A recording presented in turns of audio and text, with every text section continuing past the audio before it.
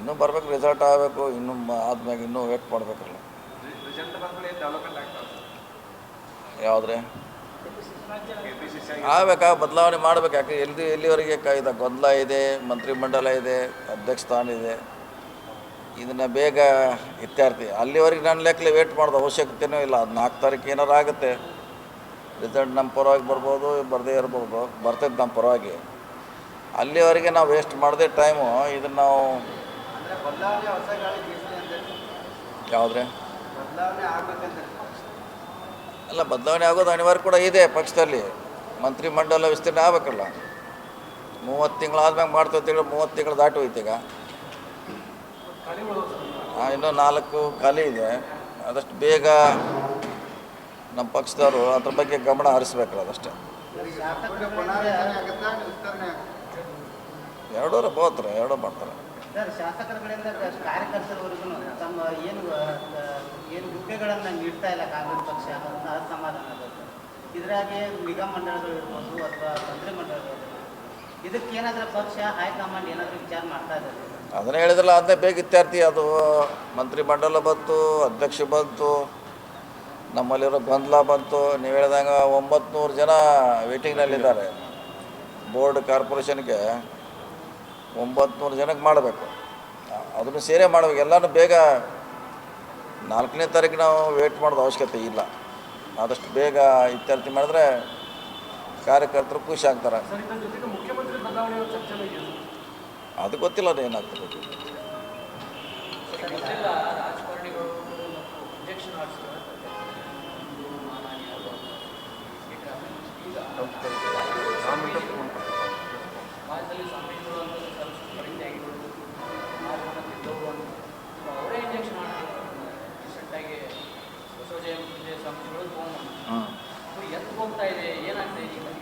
ಅದು ಅವ್ರ ವೈಯಕ್ತಿಕವಾದ ವಿಚಾರ, ಅವ್ರಿಗೆ ಬಿಟ್ಟಿದ್ದು. ಅದು ಅದ್ರ ಬಗ್ಗೆ ನಾವೇನು ಹೇಳೋಕ್ಕಾಗಲ್ಲ.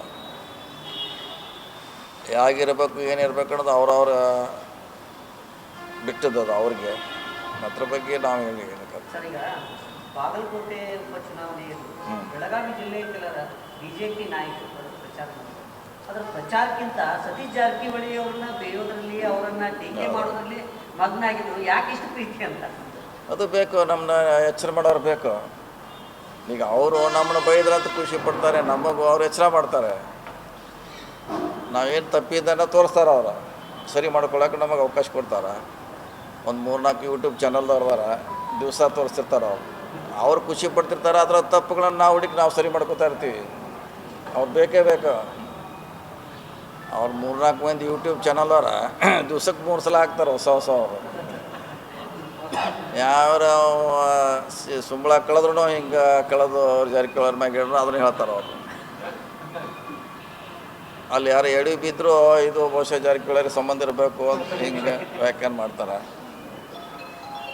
ಸೊ ಅವ್ರು ಎತ್ತಿದ್ದಾರೆ ಅಂದರೆ ನಾವು ಅವ್ರಿಗೆ ಡ್ಯಾಮೇಜ್ ಮಾಡ್ತಾ ಇರ್ತಿದ್ರೆ ಡ್ಯಾಮೇಜ್ ಅಲ್ಲ, ನಮ್ಮನ್ನು ಅಲರ್ಟ್ ಮಾಡ್ತಾರೆ ಅವರು.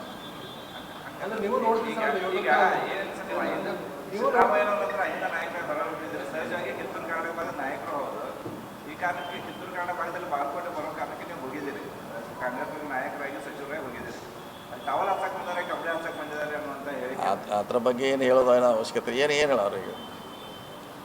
ಈಗ ಅವ್ರು ತಿಳಿದ ಏನೋ ಸ್ಟೇಟ್ಮೆಂಟ್ ಕೊಟ್ಟರೆ ನಾವು ಕೊಡೋಕ್ಕಾಗೋಲ್ಲ. ಈಗ ಅವರು ಕಿಶಾಕ್ ಕಲ್ಲಿಟ್ಟು ಹೋಗಿ ಕೂತಿರ್ತಾರೆ. ಅವ್ರು ಒಟ್ಟು ಕಲ್ಲು ಹೋಗ್ಯಾರ, ಅವರು ಕಲ್ಲು ಹೋಗಿದ್ದು ಕೆಲಸ ಅಟ್ಟ ಅದ. ಈಗ ನಮಗೆ ಅದಕ್ಕೆ ಅದರ ಅವಶ್ಯಕತೆ ಇಲ್ಲ. ಈಗ ಅವ್ರು ಏನು ಹೇಳಿದ್ರು ಕೂಡ ನಾವು ಹೆಚ್ಚಿಗೆ ಡೆವಲಪ್ ಆಗತ್ತಲ್ಲ, ಕಡಿಮೆನಾಗಿಲ್ಲ. ಅವ್ರು ನಮ್ಮನ್ನು ವೀಕ್ ಮಾಡ್ಲಿಕ್ಕೆ ಪ್ರಯತ್ನ ಮಾಡ್ತಾರೆ. ನಾವು ಯಾವಾಗ ವೀಕ್ ಆಗಿಲ್ಲ, ಅವರ ಸಜೆಷನ್ದಿಂದ ನಾವು ಮತ್ತೆ ಬೆಳಿತೀವಿ, ಅಲರ್ಟ್ ಆಗ್ತೀವಿ.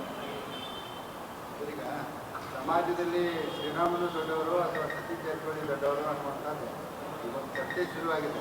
ಯಾಕೆ ನೀವು ಮುಂದೆ ಬೆಳೆಯುವಂಥ ಸಂಕೇತ ಏನು ಅಂತ? ಆ ಥರ ಅವಶ್ಯಕತೆ ಇಲ್ಲ. ಅದ್ಯಾಕೆ ಈಗ ಏನು ಅವಶ್ಯಕತೆ ಇರೋದು?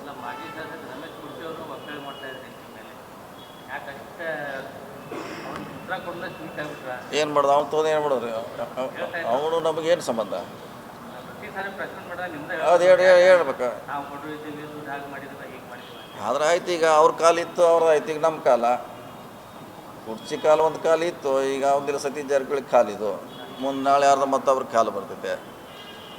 ಈಗ ಹಳೇದು ಯಾವುದೋ ಹೇಳಿದ್ದ ಅದನ್ನು ಹೇಳ್ಕೊತ ಕೂತ್ರೆ ಆಗೋಲ್ಲ. ಬದಲಾವಣೆ ಆಗ್ತಿರ್ತದೆ. ಮಾಡಿರ್ಬೋದು, ಅವ್ರ ಕಾಲಿದ್ದಾಗ ಅವ್ರು ಮಾಡಿರ್ಬೋದು, ಪಾರ್ಟಿಗೆ ಇಲ್ಲ ಅಂತಾರೆ. ಶಂಕರನಾಥ್ ಮಾಡ್ಯಾರ, ಸಿದ್ದಾಳ್ ಅವ್ರು ಮಾಡ್ಯಾರ, US ಗೌಜುಲಿ ಅವ್ರು ಮಾಡ್ಯಾರ. ಆಯಾ ಕಾಲದಾಗ ಮಾಡಿರ್ತಾರೆ, ಇಲ್ಲ ಅಂತ ಹೇಳಲಿಕ್ಕಾಗಲ್ಲ. ಈಗ ಇವತ್ತಿನ ಕಾಲಿಗೆ ಡಾಲರು ರುಪೀಸು ಹೆಚ್ಚು ಕಮ್ಮಿ ಆಗ್ತದಲ್ಲ, ಅದಕ್ಕೆ ಹಂಗಿದೆ. ಡಾಲರ್ಗೆ ಹೆಚ್ಚಾಗಿರ್ತೈತಿ ಈಗ, ಹಂಗೆ ಹೇಳೋಕ್ಕಾಗೋಲ್ಲ.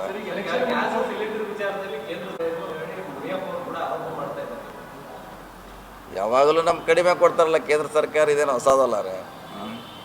ಕೇಂದ್ರ ಸರ್ಕಾರ ನಮಗೆ ಜಲ್ ಜೀವನ್ ಮಿಷನ್ನಲ್ಲಿ 13,000 ಕೋಟಿನೋ ಈಗ ಕೊಡೋಲದ ಕೈ ಎತ್ಬಿಟ್ಟಾರೆ. ಕೆಲಸ ಆಮೇಲೆ 50-50 ಅಂತ ಹೇಳಿದ್ರು ಅವ್ರು.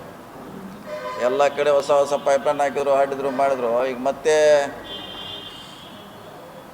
ಈಗ ದುಡ್ಡು ಇಲ್ಲಂತ ಕೈ ಎತ್ತಿದ್ದಾರೆ. ನರೇಗಾ ದುಡ್ಡು ಇಲ್ಲದ ಕೈ ಎತ್ತಿದ್ರು.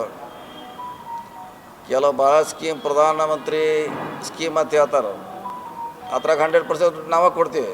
ಅರೆ ಹೆಸರು ಮಾತ್ರ ಹಂಗೆ ಬರ್ತಾರೆ, ಅದು ಹಂಗೆ ಬರ್ತಾವ್ರಿ. ಆ ಥರ ಮಾಡಬಾರ್ದು, ಅವ್ರು ಕೊಡ್ಬೇಕು. ಯಾಕಂದರೆ ರಾಜ್ಯ ಸ್ವಲ್ಪ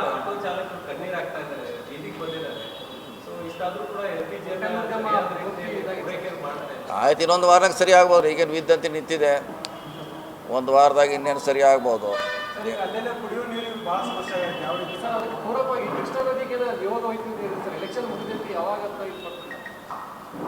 ನೋಡೋಣ, ಈಗ ಅದ್ರ ಬಗ್ಗೆ ಚರ್ಚೆ ಮಾಡಬೇಕು. ಯಾಕಂದ್ರೆ ಅಟ್ಲೀಸ್ಟ್ ಒಂದು TMC ನೀರಾರು ಬೇಕು ನಮಗೆ. ಒಂದು TMC ನೀರಾರು ಆದರೆ ಅದು ಹರಿದು ಹೋಗಿದ್ರಲ್ಲ, ಡ್ಯಾಮೇಜ್ ಆಗಿ ಅದು ಹಾಂ ಯಾವುದ್ರೆ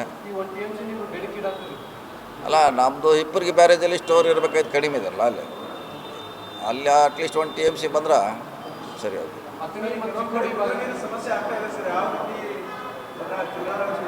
ಇಲ್ಲ, ಇಲ್ಲಿವರೆಗೆ ಯಾವ ಸಮಸ್ಯೆ ಇಲ್ಲ. ಮೊನ್ನೆ ಒಂದು ಮೀಟಿಂಗ್ ಮಾಡಿದ್ವಿ. ಚಿಕ್ಕೋಡಿ, ಹುಕ್ಕೇರಿದೆಲ್ಲ ಮುಂಚೆಯಿಂದ ಪ್ರತಿ ಸಾರಿ ಬೇಸಿಗೆಯಲ್ಲಿ ನೀರು ಹಾಕ್ತೀವಿ ನಾವು, ಟ್ಯಾಂಕರ್ಲಿ ನೀರು ಹಾಕ್ತೀವಿ. ಸರ್, ಇವಾಗ ಅಂಬೇಡ್ಕರ್ ಜಯಂತಿ ಮುಂದೆ ಸರ್,